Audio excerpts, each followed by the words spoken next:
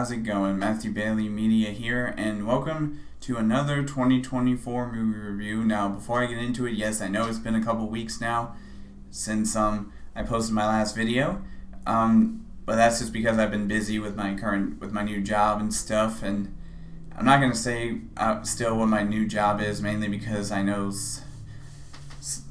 some things are better left unsaid, but anyways, that's not what I'm getting into today. So today I'm going to be doing my review on hopefully the last Sony-related Spider-Man film, from what I'm hearing, and that is Kraven the Hunter.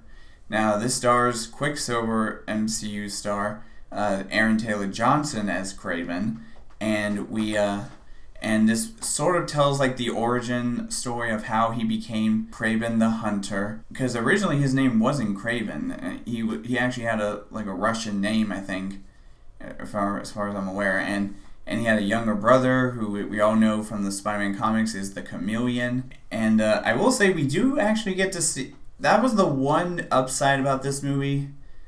Is that all I'll say is that we do sort of get a comic accurate version of the character of the Chameleon, but I'm not going to say how and when we get it in the movie, but because I don't want to spoil the movie, obviously. But I will say that it was definitely better than Madam Web. That I can definitely say, and you may find this surprising, but I even think it's better than Venom: The Last Dance. However, it still did not live up to the expectations that a lot of people were hoping for.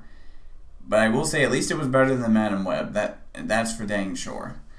Now there were rumors that it could make the same amount of money as Madam Web did, or whatever, in its opening weekend, and may not even make $100 million worldwide, which is surprising because the movie's budget is $110 million.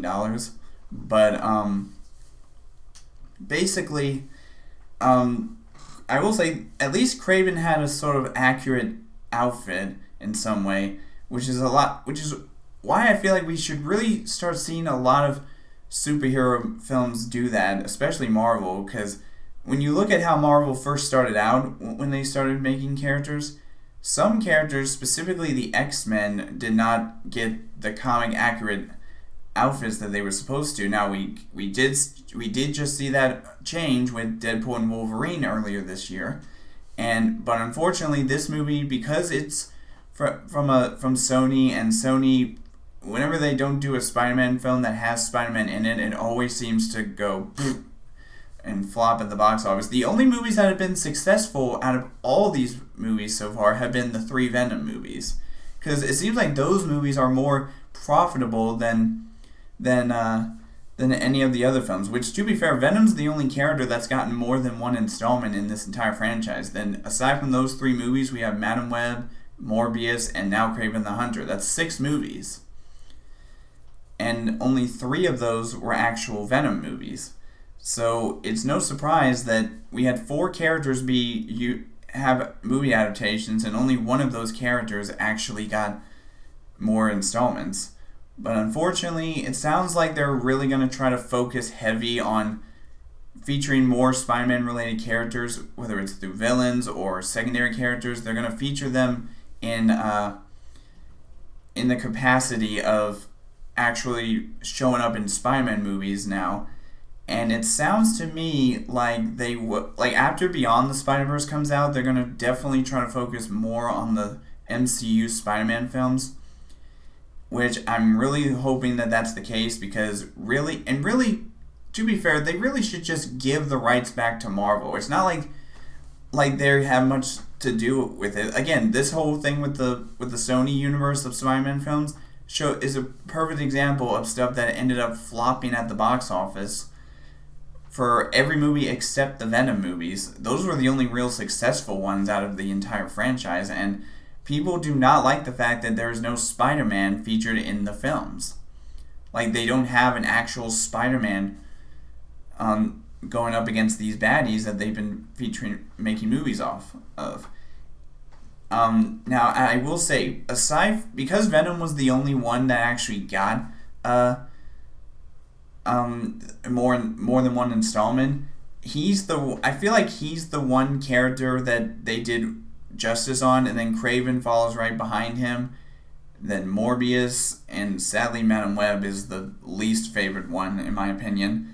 But like I said, Kraven, not a bad film, I will admit, but it still is not a great film either. It definitely did not live up to the expectations that most people were expecting. Plus, this was the first movie from the Sony Marvel universe that was rated R too. So, but I will say for a rated R movie, they did their best. So now let me give you my rating of the movie. So for my rating of Kraven the Hunter, like I said, I definitely liked it more than Madam Web and maybe even Venom: The Last Dance.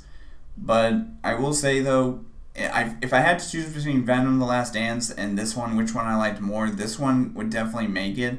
But I still didn't think it was such a good film, and so I'm gonna give Kraven the Hunter a 2.5 out of 5. Yep, 2.5 out of 5, which unfortunately is the same rating I gave Venom: The Last Dance, but I feel like Kraven did a little bit better than the third Venom movie, and that's just me. So, anyways, that's all for now in my movie review, and as always, I will see all of you guys in the next video.